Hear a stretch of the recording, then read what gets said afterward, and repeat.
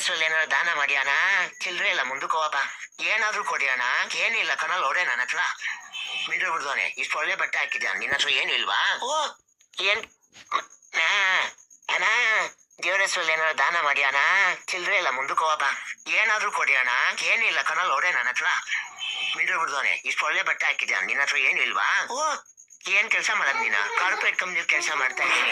Month end ನಡೀತದೆ ಕಣೋ. 3 ವರ್ಷದಿಂದ ಬೋನಸ್ ಕೊಟ್ಟಿಲ್ಲ. ಹೋಗ್ಲಿ, ಇನ್ಸೆಂಟಿವ್ ಕೊಡ್ತಿಲ್ಲ ಕಣೋ. ಬೋಳಿ ಮಕ್ಳು ಊಟಕ್ಕೂ ಕಷ್ಟ ಆಗ್ಬಿಟ್ಟಿದೆ ಕಣೋ. ಏನ್ ಮಾಡ್ಲಿ ಅನ್ನೋದೇ ಗೊತ್ತಾಯ್ತಿಲ್ಲ. ಏಯ್ ಅಳ್ಬೇಡ ಕಣೋ ಮಿಂಡ್ರಿ. ನಮ್ ಕಂಪ್ನಿಗೆ ಸೇರ್ಕೊಳ್ಳುವಂತೆ ಯಾಕೆ ಹೇಳ್ತೀಯಾ? TPS ಕಂಪ್ನಿ ಇದೆಯಲ್ಲ, ತಿರ್ಪೆ ಸಂಘ.